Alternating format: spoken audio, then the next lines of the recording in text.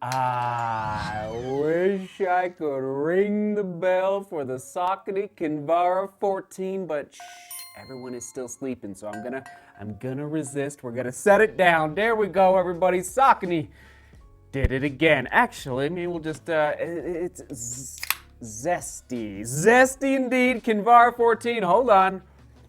A little Waterloo in the morning. Don't mind if I do. All right, there's a drop on your screen. There's a Stackite, very concerned about the shoe as we were seeing the photos percolate in. Basically at the running event in December, they added 3 millimeters of Stackite, as most of you know, to this midsole. And we're all just like, wait a minute. Oh, actually, hold on, time out. And time in. We're all just like, wait a minute. Don't change the Kinvara 13 midsole. Question of the day. Who has trained in the Kinvara lineup at any point? You know, the 1, the 4, the 5, the 10. I started in the 11, actually. Time out again. And time in. All right. 11, 12, 13, and now 14, okay? So this is why I keep the shoes, especially the most popular shoes, like the Kinvara lineup, because it allows me to see the progression of the shoe. I actually love the 11. Who remembers the 11? I thought the toe box was nice, a little more padding through the collar of the shoe, but I gotta say, the 13 change into the 14 had many of us worried. Don't fret, I'll tell you right now, it rides like the Kinvara 13, meaning the feel under step with added Stackite, which we'll come back to here in a minute. So good work there, Saucony, on keeping the feel like a Kinvara, even though there is more Stackite under step. All right, there's the engineered mesh on your screen as far as the specs for the upper, okay, and the scores as well. Lockdown is fine. It's not epic, but it's fine. They did add some nice padding on going down the middle of the tongue. Very interesting design. I'm not sure I've seen quite that exact configuration for the tongue and the padding on the tongue.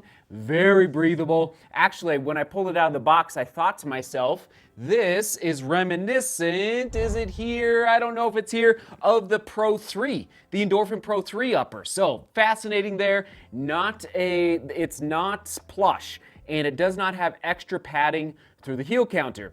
Actually, that's my little idea. I won't even call it a drawback, but a little idea for the Kinvara 15, maybe a little extra padding at the back of the heel counter. I didn't have any issues with rubbing or any blisters or anything like that, but I think it would be a nice little hug to the Achilles tendon to just add a little more padding there at the back of the heel counter. Just an idea. Of course, we got a pull tab. I'm very pleased. And they're not overthinking this upper.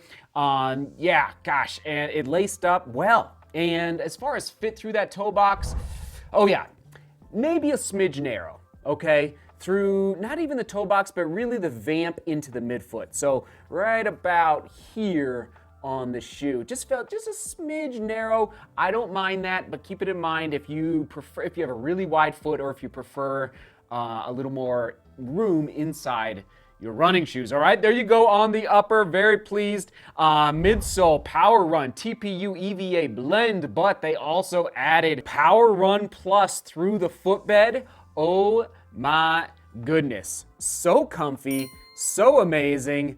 It's just like wow. Like this is unbelievable, okay? Like this is a really interesting approach that I usually don't talk about the footbed. Great job, Saucony, on that footbed. I felt it. Just a little extra padding under step and a little extra spring, not much, but a little extra spring as well, considering the durometer. This is not a soft shoe. I repeat, this is snappy, coming in at 47.48 for the Shore C durometer on the, medial side, and on the lateral side, getting 48 as well. Okay, so if you prefer the Rebel V3 softness, don't buy this shoe. This is firm but responsive, but that footbed allows for a little extra cush on your step, just a little bit, so it doesn't feel too firm on the tarmac and concrete around the world, okay? I don't even know what else to say about this. Midsole is exciting. I'm very excited. Okay, outsole. Gotta move. Ooh, let's do the twist. Twisting more than I thought it would, okay? So, you will be in charge of the shoe. The shoe will not be in charge of your foot strike. All right, there you go. Outsole, butter, butter, butter. All right, there you go. Rubber on the lateral side, lateral side heel and medial side toe box, just for those high impact areas. Plus, I'm gonna say grip. I bet other companies are going to copy this outsole. I mean, look at that tread, that grip.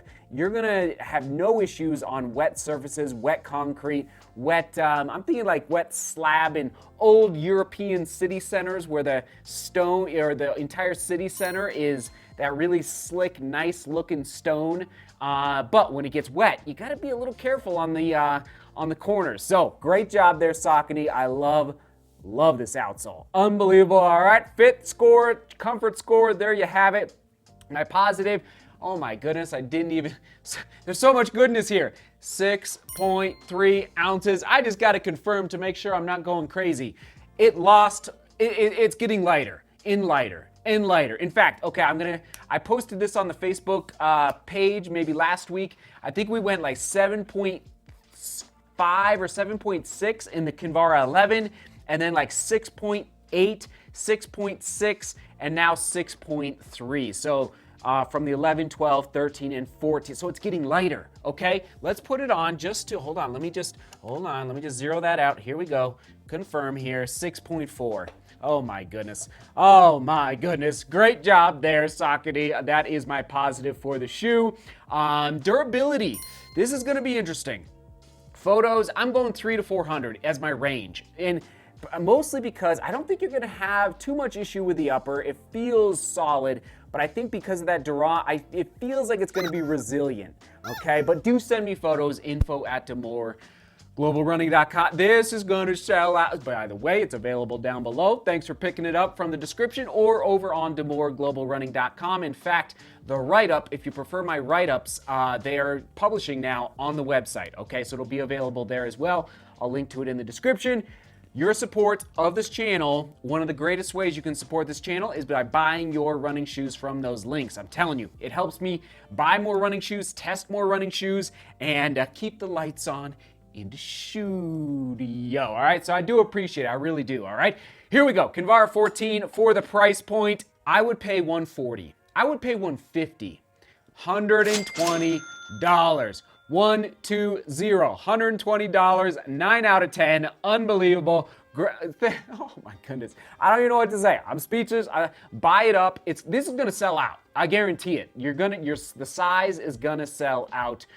They might have a second run at some point, but it's going to sell out, no doubt about it. All right, what does it feel like? Other shoes on your screen right now. It kind of feels like the SL 20.3, which I love that shoe. SL 20.3, even the new Adidas SL, obviously the Kinvara 13, okay, which still has some sizes available. The Kinvara 13 somehow, I don't know how. And then it's a little bit of a stretch, but the Noosa Tri 14, the major difference between, by the way, actually, shall we do the, well, I'll show you this first.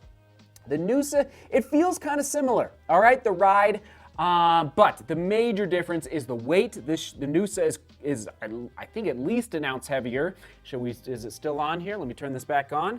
But also the padding through the Noosa in the upper and the heel counter is just butter. That's why this got an 8.35 final score, 8.1 final score. Let's just see what the Noosa is. I forget. Oh, okay. Well, not that much different. 6.8. Okay. Very interesting. I thought it was about an ounce, but it is not. And shall we do a drum roll? Brrr. Is it the first?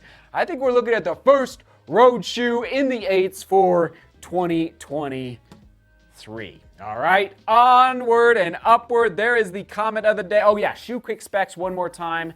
Soak it in. All right, there you have it. 4mm drop, breathable engineered mesh, Power Run and Power Run Plus, footbed, rubber, $120. Oh my goodness. Ryan, you get the comment of the day. I happened upon the Kinvara 12s by chance. I was looking for something lightweight, and price point is an incredible selling feature. I have 3 shoes in my rotation, the Ghost, the Ultra Boost, and these 12s, this is pulled from a long time ago. As I am getting closer to my spring half marathon, I am using my Kinvaras for almost every type of run. Ryan, that would be this shoe, the Kinvara 12. There it is. I love them. I can't wait for the 13s to become available. Well, now, Ryan, get excited for the 14s. You're going to want to pick them up as soon as possible. Question of the day, I already asked it. Have you ever ran in the Kinvara lineup? All right, which one? How was it for you? Let us know. Onward we go. We will toss it to, actually, back when I was starting up the channel, I do have to give a shout out to Susie. I just remembered this on the fly. Susie in New York spent her money, like I was just starting to do running shoe reviews. Remember, I had to go onto Facebook Marketplace and Craigslist to buy used running shoes because I was really pinching pennies. Family was a little tight on money. That's where I bought that guy. And Susie, her generosity, bought this shoe and sent it to me to review. I had never ran in the Kinvara lineup, and thank you, Susie. I haven't forgotten about you. Onward we go. We will toss it to, I guess, the Kinvara 13. Kinvara 13, right there, right there. All right, seek beauty, work hard, and love each other. See you tomorrow.